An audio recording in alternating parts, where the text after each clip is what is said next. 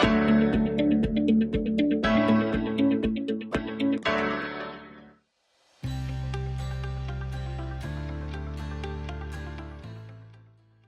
Everyone. आप लोगों ने कभी ना कभी ऐसी सिचुएशन का सामना जरूर किया होगा जब आपके डिसीजन के कारण किसी दूसरे व्यक्ति को नुकसान हो रहा हो, बेशक आपको फायदा हो रहा हो। ऐसे में आप कैसे डिसीजन लेते हैं, किस तरह का डिसीजन लेते हैं, ये सब डिपेंड करता है आपकी एथिकल स्ट्रेंथ के ऊपर। एथिकल स्ट्रेंथ के बारे में ही आज की वीडियो में हम लोग बात करेंगे। हम समझेंगे कि बिजनेस एथिक्स क्या होते हैं और एक बिजनेस को एथिकल डिसीजन क्यों लेना चाहिए। सबसे पहले हम समझेंगे एथिक्स होते क्या हैं। एथिक्स एक व्यक्ति के अंदर छिपी हुई वो एबिलिटी है जो उसको गलत और सही के बीच डिफरेंशिएट करना सिखाती है और वो समझ पाता है कि उसका decision social point of view से सही है या गलत है, और उसी के बेस पर जब वो डिसीजन लेता है, that decision is called ethical और अनएथिकल डिसीजन। अगर वो सोशली हार्मफुल एक्टिविटीज को करने से बच रहा है तो इसका मतलब उसका डिसीजन एथिकल है, और अगर वो सब कुछ समझकर भी सोशली हार्मफुल एक्टिविटीज की तरफ जा रहा है तो it means this decision is unethical. ऐसा माना जाता है कि लोग अनएथिकल एक्टिविटीज से इसलिए बचते हैं ताकि उनको प्रिजनमेंट का सामना ना करना पड़े, उनको पेनल्टी ना देनी पड़े या उनके ऊपर किसी तरह का फाइन ना लगे। लेकिन आज भी बहुत सारे लोग हैं जो एथिकली बिहेव इसलिए करते हैं क्योंकि उनकी मोरल वैल्यूज उनको ऐसा गाइड करती है। वो किसी भी सोशली हार्मफुल एक्टिविटीज से इसलिए बचते हैं क्योंकि उनके जो गाइडिंग प्रिंसिपल हैं वो उनको ऐसा करना अलाउ ही नहीं करते। हमारे अंदर एक इनर कॉन्शियंस होती है। इनर कॉन्शियंस जिसको हम कहते हैं अपने अंदर की आवाज, जो जब किसी भी ऐसी स्थिति में हम खड़े हों जब हमें अपने फायदे और दूसरों के नुकसान के बारे में सोचना हो तो वो हमें रास्ता बताती है। एक रास्ता जो सही है, सही मतलब कि जो सोशली हार्मफुल एक्टिविटीज से करने से हमें रोक रहा है, और दूसरा रास्ता जो गलत है, यानी वो रास्ता जिसमें हम पर्सनल बेनिफिट के बारे में सोच रहे हैं। और ऐसे में हम कौन सा रास्ता फॉलो करेंगे ये डिपेंड करेगा हमारी मोरल गाइडिंग प्रिंसिपल्स के ऊपर। अगर हम एथिकली स्ट्रांग हैं तो हमेशा सही रास्ता ही चूज करेंगे।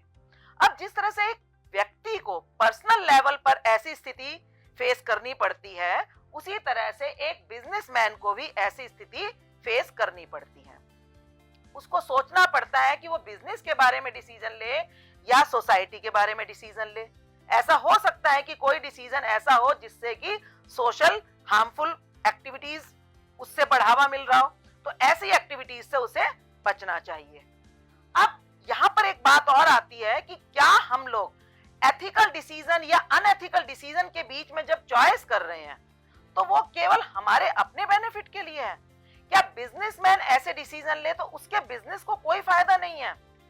दोनों को ही फायदा है। जैसे एक व्यक्ति एथिकल डिसीजन लेने से उसकी कैरेक्टर बिल्डिंग होती है, उसी तरह से अगर एक बिजनेस एथिकल डिसीजन लेता है, उसके बिजनेस मैनेजर एथिकल रहते हैं, तो उनकी भी इमेज बिल्डिंग होती है। इमेज बिल्डिंग होने से क्या होता है, उनके गुड रिलेशनशिप होते हैं with all the stakeholder, चाहे वो मीडिया है, चाहे वो कस्टमर्स है, चाहे वो एम्प्लॉइज हैं या फिर शेयर होल्डर्स हैं। और जब उनके साथ अच्छे रिलेशन होते हैं तो बिजनेस को आगे ग्रोथ और डेवलपमेंट में बहुत फायदा मिलता है। इसलिए एक बिजनेस को हमेशा एथिकल रहना बहुत जरूरी है। लेकिन अब हमारे सामने एक और क्वेश्चन आता है कि क्या चीज अनएथिकल है और क्या चीज एथिकल है। अब हम ये डिसीजन कैसे लें ये डिपेंड करता है उस सोसाइटी के ऊपर जिसमें हम काम कर रहे हैं। हर सोसाइटी के अपने सोशल नॉर्म्स होते हैं जो डिसाइड करते हैं कि क्या चीज सही है, क्या चीज गलत है। लेकिन फिर भी कुछ ऐसे डिसीजंस हैं या कुछ ऐसी एक्टिविटीज हैं जो हर सोसाइटी में यूनिवर्सली एथिकल मानी गई हैं। मींस अगर हम उन्हें करते हैं तो वो हमेशा एथिकल होती है, चाहे वो बिजनेस हो या वो हमारा पर्सनल बिहेवियर हो। जैसे अगर हम अपने एम्प्लॉइज के साथ अच्छा बिहेव कर रहे हैं तो दिस इज ऑलवेज एथिकल। इसी तरह से अगर हम करेक्ट इंफॉर्मेशन दे रहे हैं किसी भी व्यक्ति को जिसका डिसीजन हमारी इंफॉर्मेशन पर डिपेंड करता है तो दैट इज ऑल्सो एथिकल। ऐसे ही अगर हम डाइवर्सिटी को प्रमोट कर रहे हैं अपनी वर्क फोर्स में, हम हर तरह के लोगों को इंक्लूड कर रहे हैं तो that is always considered ethical. इसी तरह से अगर हम एनवायरमेंटल सस्टेनेबिलिटी की बात कर रहे हैं तो that is also ethical from every organisations point of view. इसी तरह से कुछ एक्टिविटीज हैं जो हमेशा अनएथिकल मानी गई हैं, चाहे वो कोई भी व्यक्ति किसी भी तरह की ऑर्गेनाइजेशन में और किसी भी सोसाइटी में इन एक्टिविटीज को करता हो, जैसे गिविंग और अलाउइंग फॉल्स इंप्रेशन। अगर आप अपने बारे में किसी के मन में गलत धारणा बिठा रहे हो अपने एक्शन से, अपनी बातों से, तो दैट इज ऑलवेज अनएथिकल।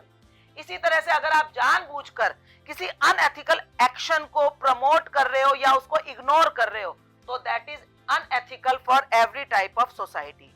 उसी तरह से अगर आप जानबूझकर कोई इंफॉर्मेशन हाइड कर रहे हो जिससे कि किसी के डिसीजन पर प्रभाव पड़े, या कोई ऐसी इंफॉर्मेशन डिस्क्लोज कर रहे हो जिससे कि किसी की पर्सनल सिक्योरिटी को, उसकी कॉन्फिडेंशियलिटी को नुकसान पहुंचे, तो वो भी अनएथिकल माना गया है हर सोसाइटी में।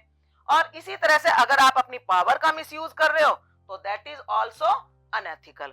तो हर बिजनेस को इस तरह की एक्टिविटीज करने से बचना चाहिए। हालांकि ये लिस्ट लिमिटेड नहीं है, ये बहुत लंबी लिस्ट है और हर ऑर्गेनाइजेशन को इसे समझना चाहिए।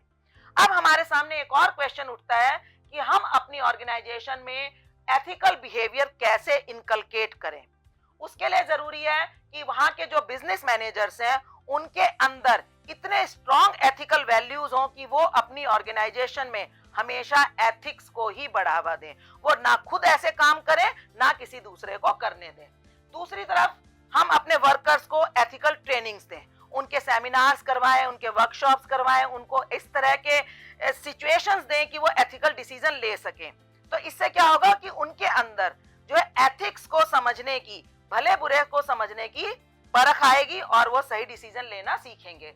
साथ ही हमें अपनी ऑर्गेनाइजेशन में डूज एंड डोंट्स की एक लिस्ट बनाकर रखना जरूरी है, जिसको हम कहते हैं फॉर्मल कोड ऑफ कंडक्ट, जिससे कि सभी लोगों को एडवांस में पता होगा कि इस ऑर्गेनाइजेशन में क्या चीज एक्सेप्टेबल है और क्या चीज अनएक्सेप्टेबल है। इसके अलावा बहुत सारे एथिकल रिसर्चर्स हैं जिन्होंने एथिक्स पर रिसर्च करके ये पाया है कि यदि कोई व्यक्ति ऐसे एथिकल डिलेमा में अपने आप से कुछ क्वेश्चंस पूछे तो वो सही डिसीजन पर पहुंच सकता है।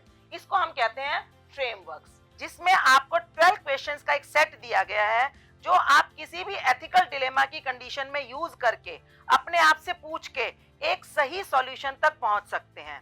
आज आपने एथिकल फ्रेमवर्क के बारे में समझा, आपने एथिकल डिसीजंस के बारे में समझा। अब मैं आपसे उम्मीद करती हूँ कि आप सारा की हेल्प कर सकते हैं। सारा कि आप हेल्प करके उसको एक सही डिसीजन तक ले जाने में मदद कीजिए। बिजनेस एथिक्स के बारे में, एथिकल डिसीजंस के बारे में और फ्रेमवर्क के बारे में काफी समझ में आया होगा। उम्मीद करती हूँ कि आप इसको अपनी पर्सनल लाइफ में भी इंक्लूड कर सकते हैं और ऐसी ही और वीडियो के साथ मैं आपसे मिलती रहूंगी। तब तक के लिए नमस्कार, हैप्पी लर्निंग।